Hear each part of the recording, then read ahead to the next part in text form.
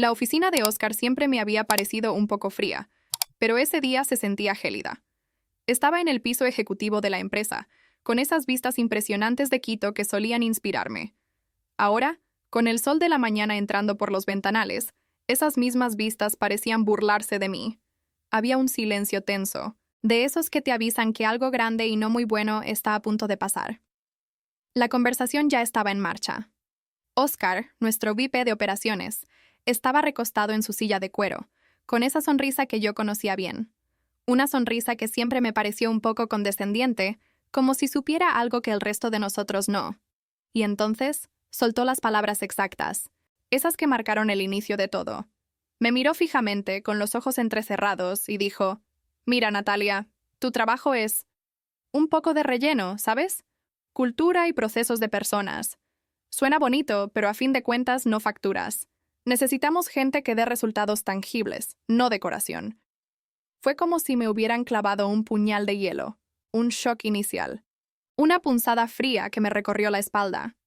Quise rebatirle, quise explicarle todo lo que hacía, cómo mi trabajo sí generaba valor, cómo prevenía problemas y cómo los procesos de personas eran el motor silencioso de la productividad. Pero él me interrumpió, sin darme oportunidad. Empezó con esos clichés de siempre: optimización, agilidad, reducir la burocracia. Sentí como el aire se me escapaba de los pulmones. No había argumentos, no había diálogo posible. Era una sentencia. Sus palabras eran definitivas, no una invitación a conversar. Finalmente, Oscar pronunció la palabra. La envolvió en eufemismos, claro. Habló de reestructuración estratégica, de un cambio de enfoque para la empresa. Pero la razón real era clara como el cristal que nos rodeaba. Él simplemente no veía el valor de mi rol. Para él, yo era prescindible. «Natalia, hemos decidido que tu posición ya no se alinea con la nueva visión de la empresa. Tendremos que prescindir de tus servicios». Despedido. La palabra resonó en mi cabeza, seca y sin apelación. Sentí una mezcla de incredulidad y una indignación que empezó a hervir lentamente dentro de mí. ¿Relleno? ¿Decoración? Después de todos estos años. Años de construir puentes entre departamentos, de apagar fuegos antes de que se convirtieran en incendios, de ser, en muchos sentidos, el ancla humana de la empresa.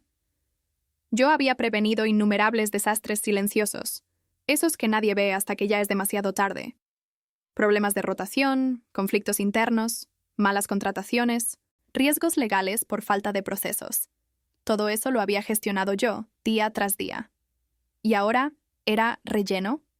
Justo antes de levantarme de la silla, lo miré a los ojos. No había lágrimas en mi mirada, ni súplicas. Solo una fría determinación que Oscar, en su arrogancia, no captó. No entendió nada. Lo vi como un niño que ha roto un jarrón antiguo sin comprender su valor real, solo viendo los pedazos. Él creía que había eliminado un gasto innecesario, una decoración que no aportaba.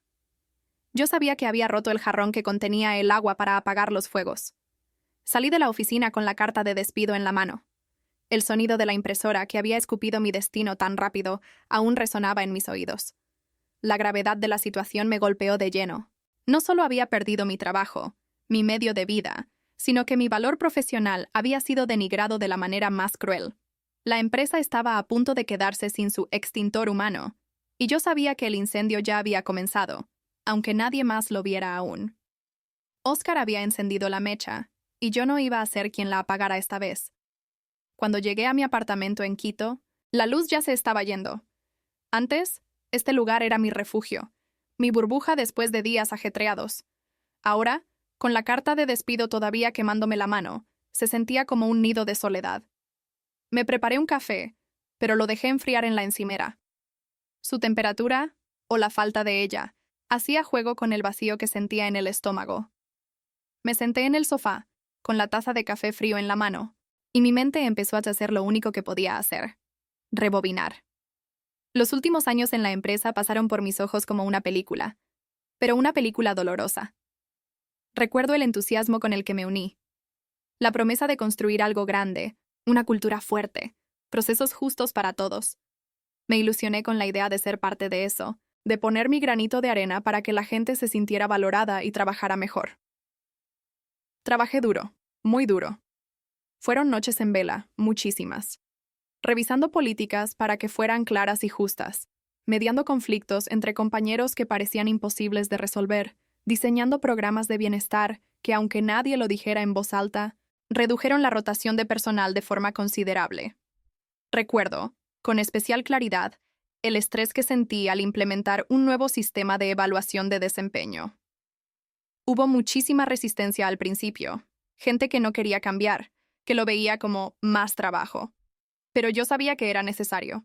Al final, ese sistema mejoró la productividad y la moral, aunque a nadie le importara recordarlo ahora. Pero mi trabajo iba más allá de eso. Era ver los problemas antes de que explotaran. Yo era la que veía venir las crisis. Una vez, una queja de acoso que manejé con la discreción y sensibilidad necesarias, evitando una demanda costosa que habría dañado la reputación de la empresa y su bolsillo. En otra ocasión, detecté un posible fraude en la contratación de personal temporal. Nadie se habría dado cuenta hasta que fuera demasiado tarde, y el manual de clasificación laboral que implementé, ese que todos decían que era una burocracia innecesaria, evitó multas enormes en auditorías pasadas. Esos eran los desastres silenciosos que yo prevenía, los que Oscar no veía porque no tenían un signo de dólar inmediato sobre ellos. Y los sacrificios personales. Esos se amontonaban en mi memoria. Cenas familiares perdidas por quedarme hasta tarde, fines de semana sacrificados para terminar un proyecto urgente, vacaciones pospuestas una y otra vez. Todo por una empresa que ahora consideraba todo ese esfuerzo, toda esa parte de mi vida, simple decoración. La impotencia me invadía. Yo sabía que los riesgos estaban ahí, latentes. Una cultura de miedo que se estaba gestando, la rotación de personal creciendo silenciosamente, la falta de transparencia en la contratación de gente nueva, la laxitud en la evaluación de proveedores. Eran problemas invisibles, sí, pero solo hasta que explotaran. Y cuando lo hicieran, el daño sería inmenso. Sentí una traición profunda. No era solo el despido en sí, era la subvaloración de mi rol. Sentía que había invertido mi alma, mi energía, mis mejores años, en algo que había sido desechado sin el menor aprecio, como un objeto viejo e inútil. Y luego estaba Oscar. Su imagen venía una y otra vez a mi mente, siempre enfocado en las grandes cifras, ignorando por completo el detalle humano que en realidad sostenía toda la operación. Su impaciencia con cualquier proceso que no tuviera un retorno de inversión inmediato y visible. Para él, si no estaba en la hoja de cálculo de ingresos, no existía. Y eso era precisamente lo que me había costado mi trabajo. Me levanté del sofá, mi cuerpo cansado, pero mi mente, a pesar del dolor, empezaba a procesar la magnitud de la injusticia. La herida era profunda, sí. Pero en la oscuridad de esa soledad, una pequeña chispa empezó a nacer. Una comprensión de que mi dolor no era solo personal. Era una advertencia clara de lo que vendría para ellos. Y esta vez, yo no estaría ahí para apagar el fuego. Pasaron unos días, y el dolor, ese vacío que me había dejado el despido, empezó a mutar. Ya no era solo tristeza, ni esa rabia hirviente que me subía por la garganta. Era algo más frío, más claro. Como si una niebla se hubiera disipado y ahora pudiera ver todo con una nitidez brutal. La taza de café que antes simbolizaba mi pena, esa que se quedaba fría en la encimera, ahora era un combustible para mi mente. La bebía, sí, pero no para reconfortarme, sino para mantener la cabeza despierta y pensando. El punto de quiebre llegó de la forma más inesperada. Estaba revisando LinkedIn, haciendo un poco de investigación sobre el mercado laboral, cuando vi una publicación de una ex colega. Nada directo, pero entre líneas, y luego un mensaje que me envió otra persona que todavía trabajaba allí. Me llegó la noticia. Habían ignorado por completo el protocolo de evaluación de proveedores. Completamente. Estaban firmando contratos con terceros sin los controles mínimos que yo había diseñado e implementado con tanto esfuerzo. No era un rumor vago, era una negligencia directa sobre un punto crítico que yo había advertido repetidamente. En correos, en reuniones, en informes. Esa fue la gota que colmó el vaso. En ese momento, la impotencia que había sentido se convirtió en una determinación helada. Basta, susurré al aire de mi apartamento vacío. No más ser el extintor humano. La rabia que había estado burbujeando se transformó en una resolución fría, calculada. Ya no era sobre mi dolor personal. Era sobre la injusticia, sobre la arrogancia de creer que mi trabajo era relleno. No, no iba a convertirme en una heroína anónima que llegaba en el último minuto para salvar el día. Mi plan de venganza, si es que se le podía llamar así, no sería activo, no sería destructivo en el sentido de sabotear algo. Sería pasivo. Dejaría que las semillas de negligencia que Oscar había sembrado con mi despido germinaran en un desastre. No iba a mover un dedo para evitarlo. Recordé todas las veces que mis advertencias habían sido ignoradas. Tenía correos electrónicos enviados a Oscar y a otros gerentes clave, detallando los riesgos de no seguir los protocolos de evaluación de proveedores, la clasificación laboral, la gestión de la rotación y la importancia de una cultura sana. Tenía las actas de reunión donde presentaba propuestas para mitigar esos riesgos. Propuestas que siempre eran aprobadas a medias o dejadas en espera indefinidamente. Nunca fue mi culpa que no se hicieran las cosas. Yo presenté las soluciones, mostré los riesgos. Ellos eligieron ignorarme. Esas no fueron fallas de mi parte, sino una crónica detallada de la ceguera de la dirección. Una ceguera que ahora les iba a salir muy cara. Mi plan de inacción era simple: dejar que la realidad los golpeara, dejar que la falta de mi decoración expusiera el verdadero costo de una visión tan miope. Si no valoraban la prevención, tendrían que pagar el precio de la cura, y sería un precio mucho más alto. Ya no lucharía contra ese molino de viento de la ignorancia. Observaría, esperaría y dejaría que el sistema que yo intenté proteger se autodestruyera bajo la supervisión de Oscar. Me visualicé como una estratega, sentada al margen. No era un ataque directo, no. Era una retirada estratégica, dejando el campo minado para que los imprudentes caminaran sobre él. Yo había puesto las señales de advertencia, había marcado los peligros. Si decidían ignorarlas y caminar de frente, esa ya no era mi responsabilidad. Mi trabajo era prevenirlos. Su trabajo era escuchar. Y no lo hicieron. Una sonrisa amarga se dibujó en mis labios. La decisión estaba tomada. Ya no lucharía contra molinos de viento. Observaría, esperaría y dejaría que el sistema que ella intentó proteger se autodestruyera bajo la supervisión de Oscar. No iba a ser la salvadora de quienes me habían denigrado. Iban a aprender el valor de mi relleno por las malas. Y yo, por primera vez en mucho tiempo, sentí una extraña paz. Con la decisión ya tomada y una claridad fría en mi mente, empecé a actuar de una manera metódica. No buscaba activamente dañar a nadie, no era mi estilo, pero sí quería asegurarme de que todas las pruebas de mi diligencia, de mis advertencias ignoradas, estuvieran fuera de toda duda y fueran accesibles. Era mi proceso de desconexión, pero también mi forma de prepararme para lo que sabía que venía. Comencé la reunión de evidencia. Me senté frente a mi computadora personal y empecé a revisar meticulosamente mis correos electrónicos. Busqué todos aquellos que había enviado a Oscar y a otros gerentes clave, donde detallaba los riesgos de no seguir los protocolos de evaluación de proveedores, la importancia de la clasificación laboral correcta, las consecuencias de una gestión deficiente de la rotación de personal y el valor crucial de mantener una cultura organizacional sana. Eran cientos de correos, cada uno una pequeña advertencia, un intento de evitar un problema. Luego, pasé a las propuestas ignoradas. Tenía versiones aprobadas a medias o directamente rechazadas de mis propuestas para mitigar esos riesgos.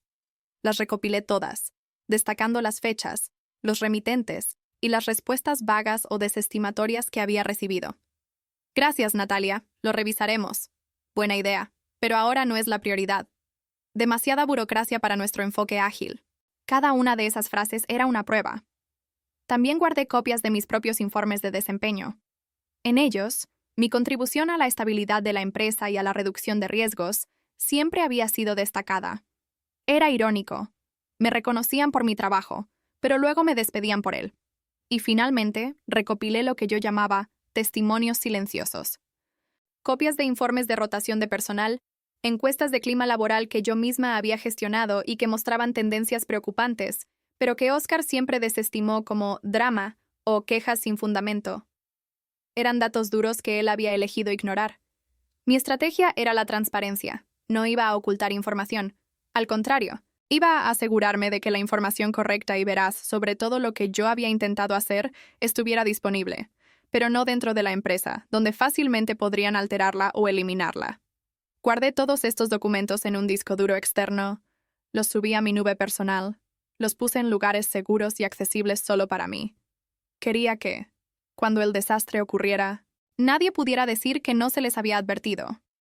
Mientras hacía todo esto, no pude evitar reflexionar sobre los puntos ciegos de Oscar. Su obsesión por la velocidad sin fricción, como él la llamaba, su desprecio por cualquier cosa que sonara a burocracia o política, y esa confianza ciega en su propio juicio por encima de la experiencia de los demás. Esos eran los agujeros negros por los que el desastre se filtraría, lo sabía. Él creía que los procesos eran un estorbo, cuando en realidad eran las barreras de contención. Durante mi breve periodo de transición, que fue casi inexistente, me mantuve profesional, pero firme.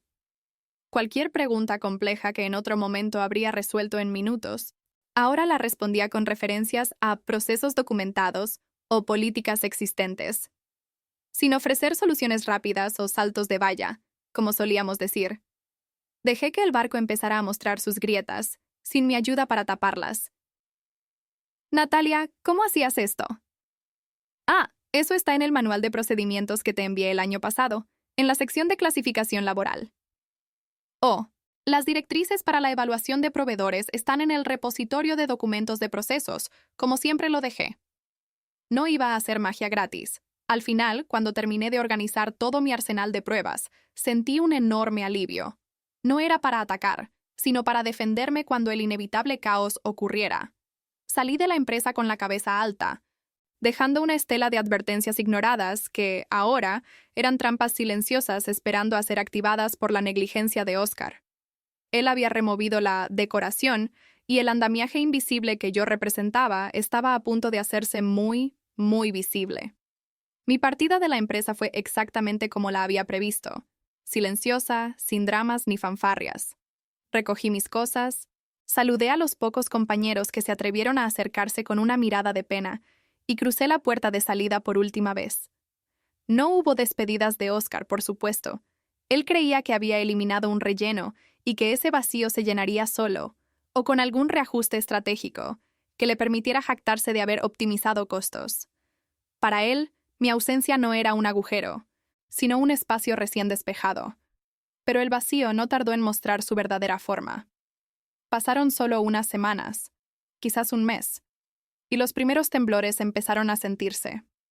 No eran terremotos, no aún, pero sí esas pequeñas fricciones que antes yo resolvía antes de que nadie se diera cuenta. Las consultas sobre clasificación de personal que antes yo despachaba en minutos, ahora quedaban en el limbo. Un día me enteré por una ex colega que había un caos con las nuevas contrataciones. Algunos empleados estaban trabajando sin contratos claros, otros con clasificaciones erróneas, lo que generaba riesgos legales que yo había advertido una y otra vez. Se empezaron a acumular quejas de empleados sobre trato injusto, sobre la falta de comunicación, sobre la sensación de que nadie los escuchaba. Antes, esas quejas llegaban a mi oficina y yo las gestionaba, mediaba, buscaba soluciones. Ahora se escalaban a un departamento de RRHH sobrecargado y sin el protocolo claro que yo había diseñado. Las cosas simplemente no se movían. El ambiente laboral, sin mi presencia como contrapeso, se volvió más tenso. Las personas que antes veían en mí a alguien a quien acudir, ahora se sentían desamparadas. Algunos de los talentos clave que yo había motivado y ayudado a retener empezaron a buscar otras opciones. La rotación de personal, que con mis programas habíamos logrado mantener a raya, comenzó a aumentar de forma preocupante. Escuchaba rumores de personas clave que se iban, de equipos desmotivados, de proyectos que se ralentizaban porque la gente simplemente no tenía la energía ni el apoyo para seguir adelante. Y luego estaban los problemas con los contratistas.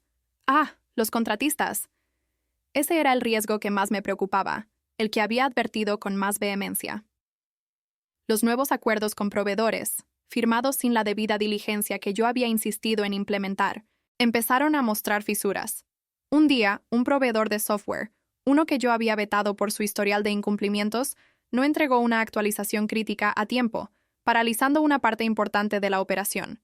Otro, un proveedor de servicios de limpieza, empezó a enviar personal sin la capacitación adecuada, lo que llevó a quejas sobre la calidad y, peor aún, a pequeños accidentes laborales por falta de protocolos de seguridad.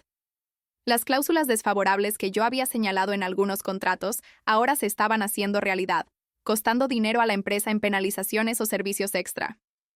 Oscar, por supuesto, desestimaba todo esto. Me llegaban noticias de que él y su equipo atribuían estos problemas a errores de adaptación, costos de la velocidad o curva de aprendizaje. Él seguía defendiendo su decisión, quizás incluso jactándose de la optimización que había logrado al eliminar el relleno. Para él, eran solo pequeñas turbulencias, ruidos de fondo que desaparecerían con el tiempo.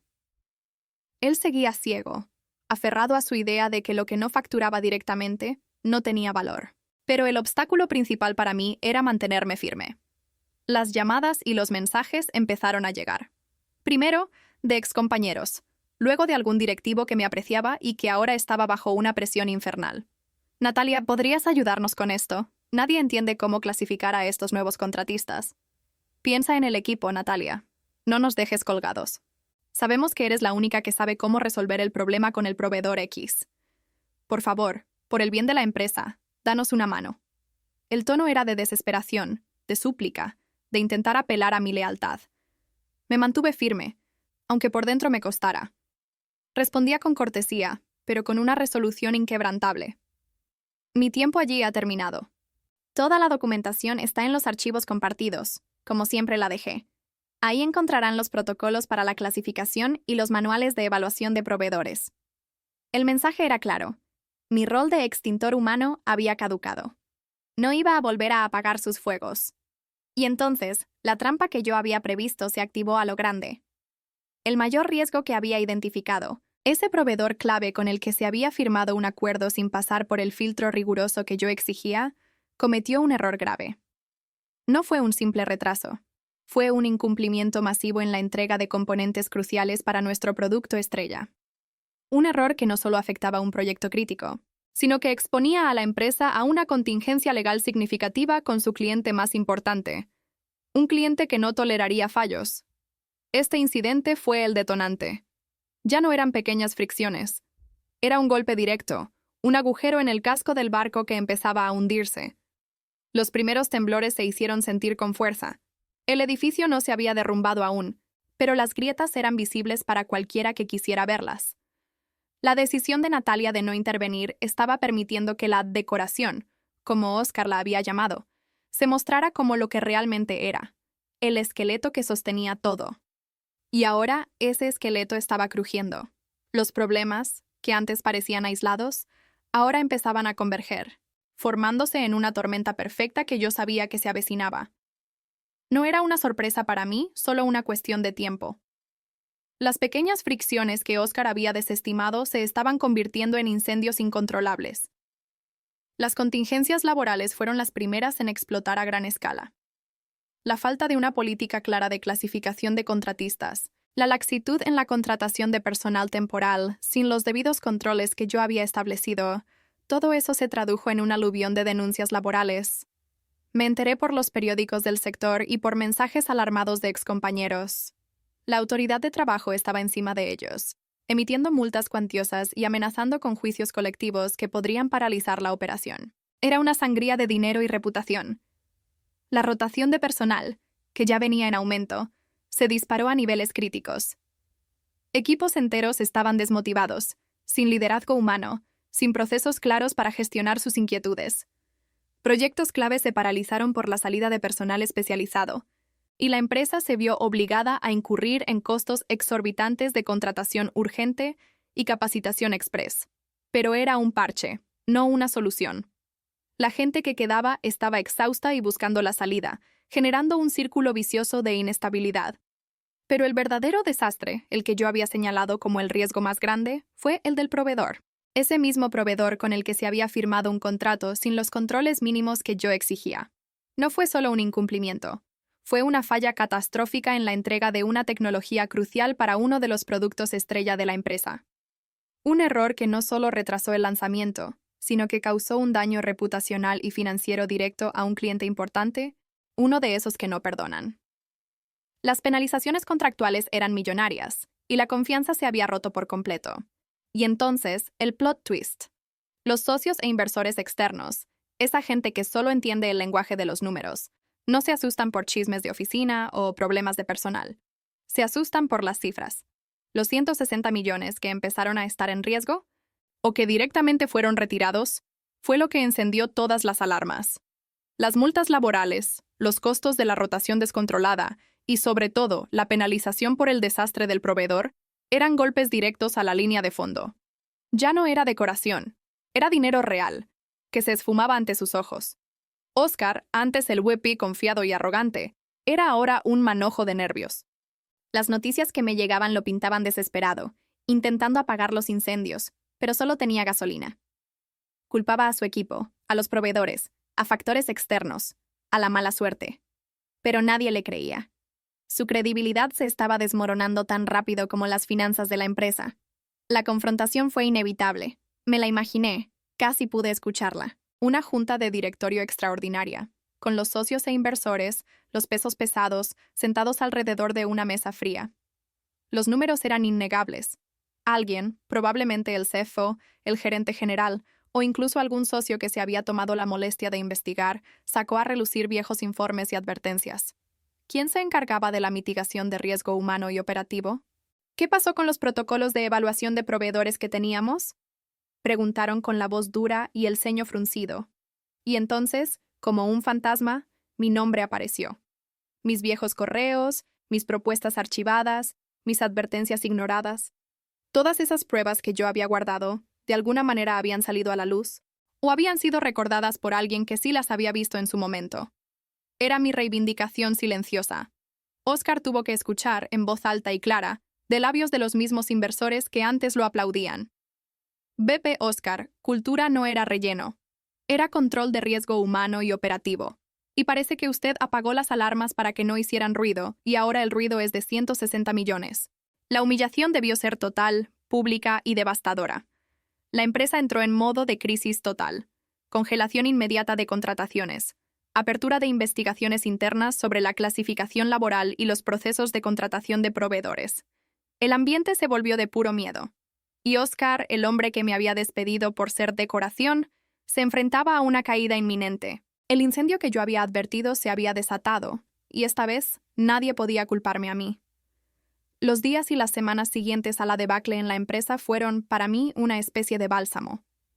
No es que celebrara la desgracia ajena, pero ver cómo la verdad salía a la luz, cómo mis advertencias ignoradas se convertían en una realidad innegable, me dio una sensación de justicia. La reivindicación, que antes parecía un sueño lejano, llegó de la forma más discreta y a la vez más potente. Me enteré de la magnitud del desastre no por chismes, sino por los medios de comunicación del sector. Artículos sobre crisis de gestión, altos costos por negligencia en procesos y salida de socios clave por irregularidades empezaron a aparecer. No mencionaban mi nombre directamente, claro, pero cualquiera que hubiera estado en la empresa sabía a qué se referían. Luego, los mensajes de excolegas empezaron a llegar. Algunos pedían disculpas, otros simplemente expresaban arrepentimiento por no haberme apoyado más. Natalia, tenías razón, me decía uno. Esto es un caos total, justo lo que advertías. No pedía que volvieran, solo que reconocieran lo que había pasado, y eso, para mí, era suficiente. La sorpresa llegó una mañana con una llamada. Era el gerente general de mi antigua empresa. Su voz, que antes sonaba autoritaria, ahora estaba teñida de desesperación. Después de unos rodeos incómodos, me hizo una oferta. Quería que regresara, no solo con mi antiguo puesto, sino con una posición mejorada, un título de Directora de Estrategia Humana y Riesgo Operativo, y un salario estratosférico, casi el doble de lo que ganaba antes. Natalia, me dijo, necesitamos tu experiencia más que nunca. Lo que pasó fue un error, un grave error de juicio de Oscar. La junta te quiere de vuelta. Sonreí, una sonrisa amarga, pero también de satisfacción. Aprecio la oferta, le dije, manteniendo un tono profesional, pero firme. Sin embargo, mi valor no está en salvar a quienes no supieron apreciarlo en su momento. Ya tengo otros planes. Fue un no rotundo, pero amable. Mi valor ya no estaba en ser la extintora de sus incendios gratis. Había aprendido mi lección. Mientras la empresa se hundía en su propia tormenta, yo había aprovechado mi tiempo. Los meses desde mi despido no habían sido de lamentaciones, sino de construcción. Había puesto en marcha mi propia consultoría. La llamé Riesgo Humano y Cultural Estratégico. Me especialicé en lo que mejor sabía hacer: ayudar a empresas a entender que la cultura, los procesos de personas y la gestión de riesgos no son relleno, sino el andamiaje invisible que sostiene todo el negocio. No tardé en tener clientes, empresas que sí entendían el valor de mi trabajo, que me buscaban precisamente para evitar los desastres silenciosos. Me sentía plena. Mi experiencia, que Oscar había denigrado, ahora era altamente valorada. Estaba construyendo un legado de verdadero impacto, no solo apagando fuegos para otros, sino enseñando a prevenirlos. El destino de Oscar, como era de esperar, fue el de la caída libre. Me llegó la noticia de que fue despedido sin miramientos. Su nombre ahora estaba asociado a la negligencia que le costó a la empresa $160 millones. Su carrera en esa compañía, y probablemente en el sector, quedó irreparablemente dañada. La arrogancia de creerse por encima de los procesos le había pasado factura. La empresa tardó años en recuperarse, si es que lo hizo del todo. Tuvo que reconstruir su reputación, su cultura y sus procesos desde cero. Pero esta vez, lo hicieron con un respeto ganado a pulso por áreas como la que yo lideraba. Aprendieron, a la fuerza, que el costo de mi relleno era insignificante comparado con el precio de su ceguera. Hay puestos que nadie valora, hasta que faltan.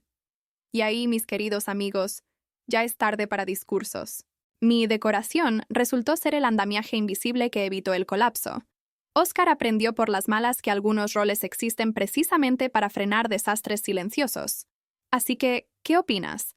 ¿Crees que algunos trabajos son realmente relleno hasta que el edificio se derrumba? ¿O conoces tu propio Oscar que subestima el valor de la prevención? Déjame tu comentario abajo.